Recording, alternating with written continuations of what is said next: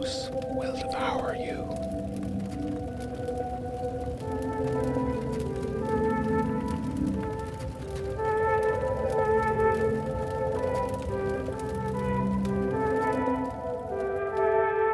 Episode 2, First Hunt.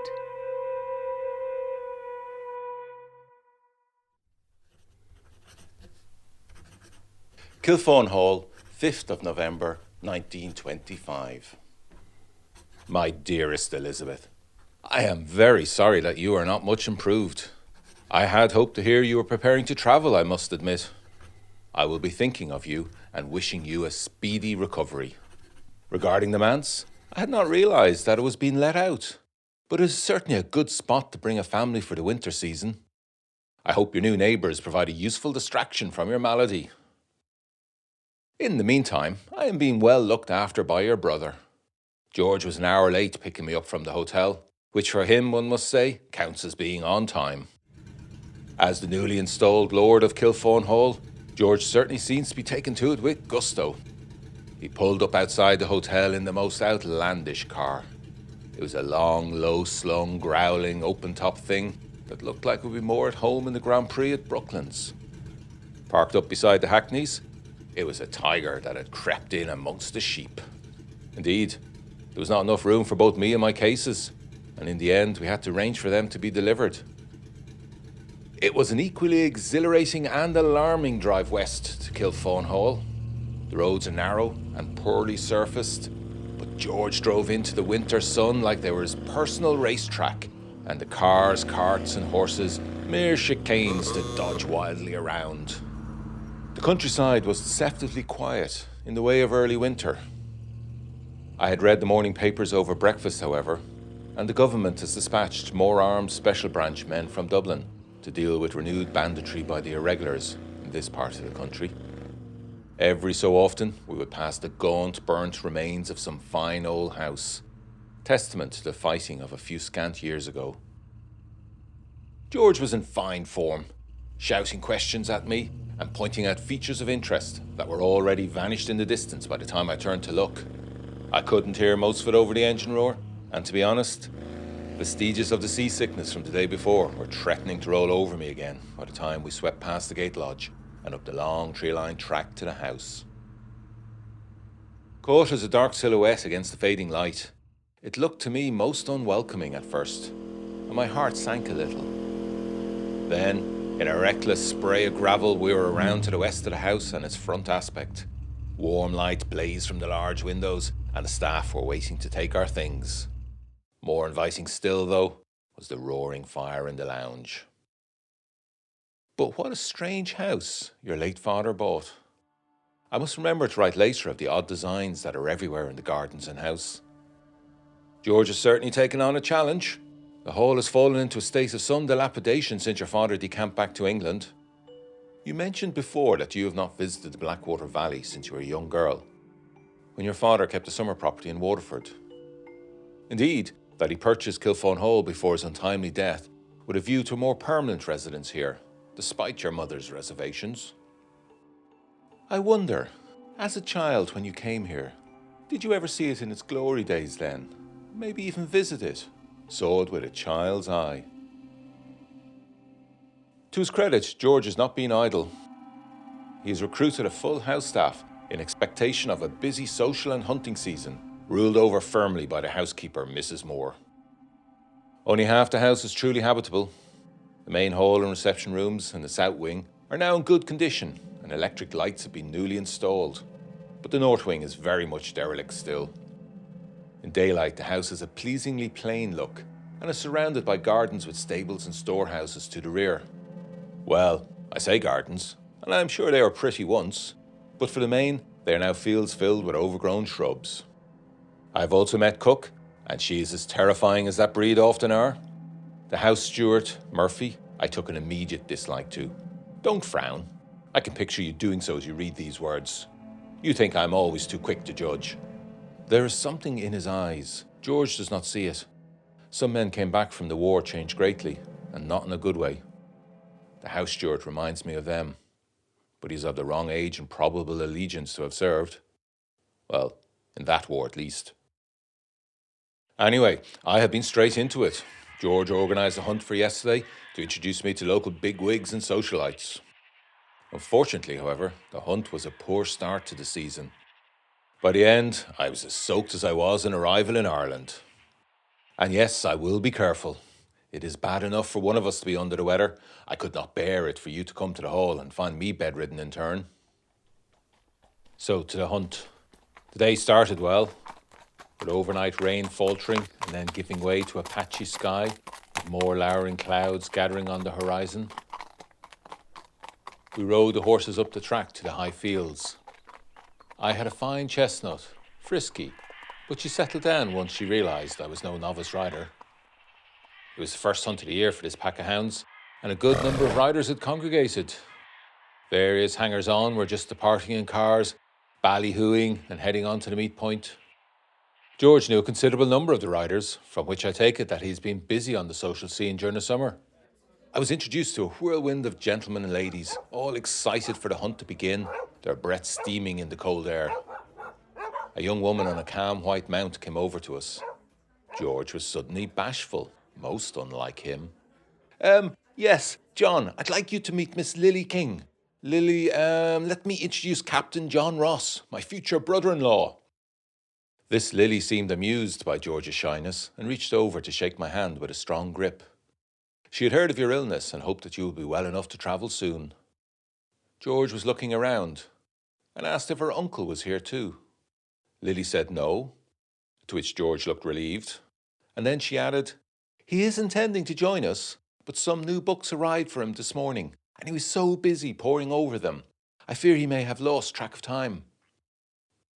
I asked what were these books that were so fascinating. She smiled. "Oh, he fancies himself an expert in folklore. Get him in a rare good mood, and he'll lecture you in detail on our ancient gods and customs." She made a face. "My mother doesn't really approve of him, but as she says, needs must. And so here I am for the winter season, staying with my beloved uncle." It's not all bad, though. This last was said with a twinkle in her eye, as she looked pointedly at George, who went quite pink. I'll ask him more on her when I get the chance.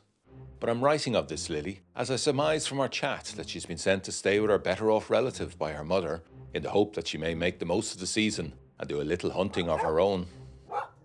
I briefly met the master of the hunt the day I arrived, a florid fellow with a magnificent moustache, and he told me that the hounds were in excellent form and he had high hopes of a good scent. He also told me that George went cub hunting with him in the summer to blood the new younger hounds and give them a taste for killing. By the time we arrived, the master had already taken the hounds to the cover we were going to draw first, and before long we heard their baying as they flushed out the fox. I saw it as an orange streak that disappeared through a hedgerow, and that was the first and last I saw of a fox that day.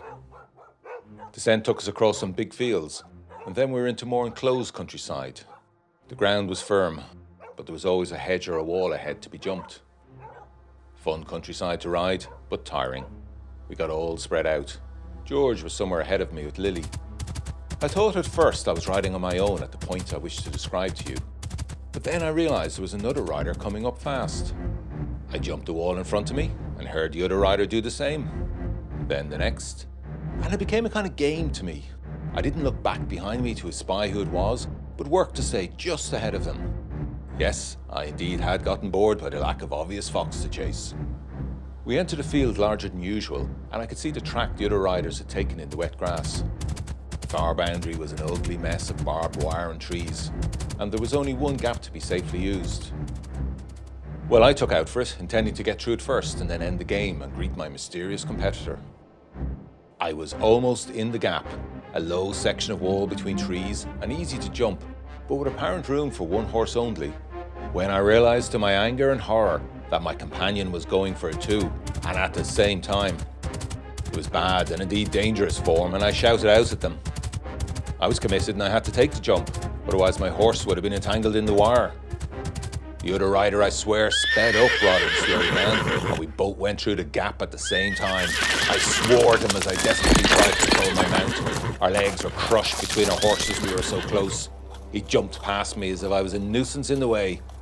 Well, we both somehow got through the gap, but it was a close run thing on my part. I nearly fell. It drew in all my skill to stay mounted and brought my horse to an affronted halt. The other man, indifferent to me and my near plight, was already across the field and jumping again. Somewhat to my astonishment, it was none other than that strange gentleman I saw in the steam packet. He had swapped his old dark suit for a modern red riding jacket, but it was definitely him, his long limbs sticking out at awkward angles. His mouth had been twisted in a snarl and his eyes looked straight ahead, as if I was not even there. Elizabeth, I was furious and fumed all the way to the meet, my humour all gone. I fully intended to confront the man, but he was nowhere to be seen. There was a bit of a bad mood all round, really. George was on his own, and when I asked after Lily, he said sourly, "Gone already with our interfering uncle." So yes, none of us were in good form. Well, that first fox had led us on a merry chase before slipping away, and that was the last fox anyone saw. Everyone felt robbed of a good day's hunting and worried that it would set a precedent for the season. There was even talk of local farmers shooting foxes to keep the hunt off their land. Normally the master would be feeling the criticism implied or spoken, but he was distracted and a little distraught as some of his hounds were missing.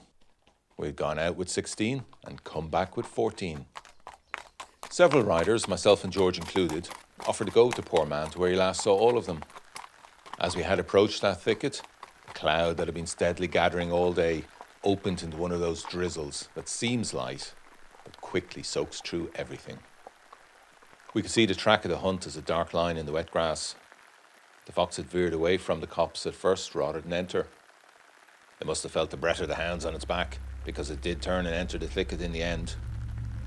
I thought that strange behaviour, not to dive straight into cover, but actively avoiding the wood until it was that or risk getting caught. That was a dismal hour shouting for the hounds. The trees were spindly and dark with the rain, miserable things, closely spaced, so we had to dismount and step carefully through the uneven, boggy ground. There was no sign of the damn dogs. It was as if they had vanished into thin air. We pushed on into those woods, calling to the hounds. The ground got softer and wetter, so that we sank ankle deep in the mud. The trees were covered in baroque laceworks of lichen, and the bare branches scratched and scraped at us as we passed. The land either side of us began to rise, and I realised we had entered one of the overgrown, steep-sided valleys common to these parts. We emerged into a small clearing of long grass and reeds. In the middle was a low mound with a miserable, wind-blown and twisted hawthorn atop it. The mound was an ancient thing, like you see all over this island, but hidden and lost here, until now anyway. It was about 4 feet high and maybe 30 in diameter. The trees around us, sickly looking in this place, seemed to me to cower away from the mound. There was no sound but the rain and the uneasy shuffling of the horses. We finally gave up looking for the dogs, as the undergrowth beyond the clearing was a dense tangle. I moved towards the mound out of curiosity, leading my mount by the reins. It got increasingly frisky though, pulling at me, almost rearing, and I gave up in the end, for fear that I might get clipped by a panicked hoof. Elizabeth, even the horses here are superstitious. I handed my reins to George and climbed the mound. Apart from the tortured tree, it was covered in straggly grass and old dead nettles.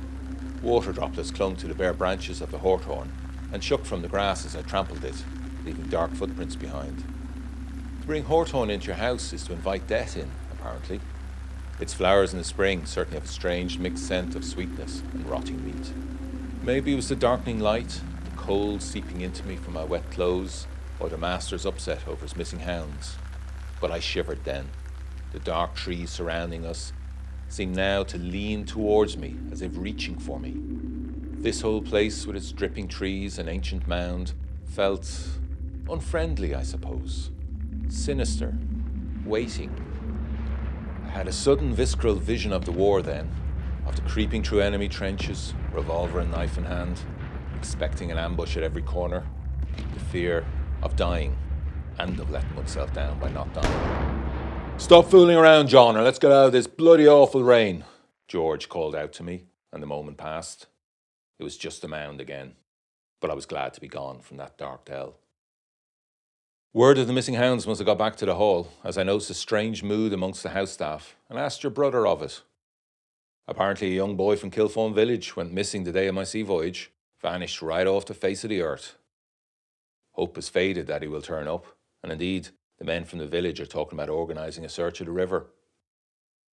After all that, I had a rotten night's sleep, awaking with the certainty of bad dreams, but unable to remember them. I was sniffling and headachy this morning, and was afraid I had caught my cold from getting soaked 2 days in a row. However, by the afternoon it had passed. George gave me the keys to his car, and I picked your great aunt Edith up from the railway station, enjoying the power of the car outward and returning much more sedately. She was clearly put out that George hadn't picked her up, but perked up considerably when I introduced myself. The noisy car put pay to any plans to grill me, and I handed her off to George as soon as we arrived back at the hall. I then promptly vanished upstairs. Yes, I, decorated war veteran, hid from an old lady. I am not ashamed. I parked myself in a small room on the 3rd floor that looked out over the gardens, and lit my pipe. The sun was low in the sky, casting long shadows and glittering off the heavy droplets on the grass blades and bare trees. To my amazement, in that particular angle of the sun and my vantage point, a patron was visible in the overgrown grounds, palimpsest of the original gardens. Whoever first planted the gardens had abjured the simple formal geometries of square and circle, in favour of that ancient triple spiral of the Celts. Some of them had been ploughed under by past farmers, but it was clear from my high room that the house was once surrounded by a necklace of these interlocking spirals. They would have made for a strange sort of maze, full of dead ends and going nowhere, like a baffle to confuse visitors and protect the house from them. Superstition, eh? It seeps into us all here. George has brought in a Mr. Simmons from Guildford to oversee the restoration. I gather he is a big name in gardens, mostly from the man himself. He's a nouveau type who would be easier to like if he didn't try so hard. I remembered now Mr. Simmons going on about triskelions. They would be the old Celtic triple spirals I was looking at. They are carved everywhere in the house itself. Mr. Simmons is busy clearing around them and mapping out the paths and plantings to replace the spirals. So one day soon we'll be able to walk them again, and with our footsteps, trace out their loops and dead ends. It's time for me now to change for dinner. George has invited a few of the neighbours over. No, not Lily, though I fully intend to ask him about her, but more pertinently about that boor of a man and his strange behaviour. To date, notwithstanding the house steward, everyone I've engaged with has been most friendly, and I would like to find out more about this gentleman. I fear he has something against me, even if I know him not. The hounds remain missing, disappeared like that boy from the village. It is all very odd. Write to me, Elizabeth, and tell me you are recovered and on your way. I've avoided your great aunt Edith's question so far, but that will be impossible this evening. I expect a thorough inquisition. Yours lovingly, John.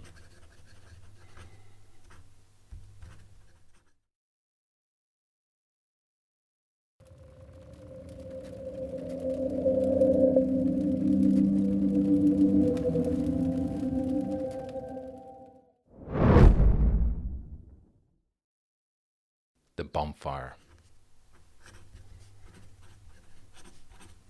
Clatbury, Wilts, 6th of November, 1925. My dear John, it is good to hear you arrived safely at Kilphaun, despite George's best efforts to the contrary, and reading all the details of your exploits with the hounds did make me fear for your well-being. I had hoped you were nicely rested. What a place Kilphaun sounds! I had no idea what father was up to in the days when he kept disappearing mysteriously to Waterford for some business, which he assured us was for our benefit.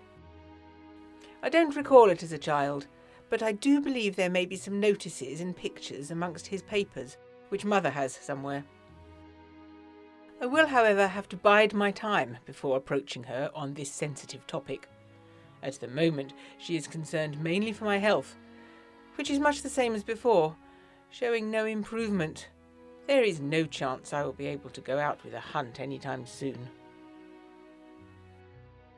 It is a shame to think of George electrifying Kilphaun. I am sure it does not need it. If the hall were mine, and not in the hands of my younger brother, you know my views on the archaic custom of patrilineage, I would seek to preserve, to retain the mystique and the aura around the place, rather than to sweep that away with mod cons. That may surprise you, Jon, as I know we both believe ourselves to be forward-thinking, progressive individuals. However, while I'm all in favour of modernism where it is due, I do not wish it to be across the board and done for the sake of it. Although it is deeply unfashionable these days, I feel there is still something of the late Victorian Gothicism in me. There are some mysteries here too. The mound you described reminds me of one similar on the upper slopes of the nearby downs, a few miles from here. This mound may be Iron Age, many of them are hereabouts, but it has a more recent, sinister significance as being the local gibbet, where farmers would hang the bodies of killed vermin to deter their kin from the area. Naked bones, winnowed and bleached in the wind, would hang there day in, day out. Rumour has it that once, 100 years ago or more, a human body was found hanged at the gibbet. A young lady who had aroused the anger of the local squire, possibly by carrying his child. I shudder to recall this. It is not a subject I delight in.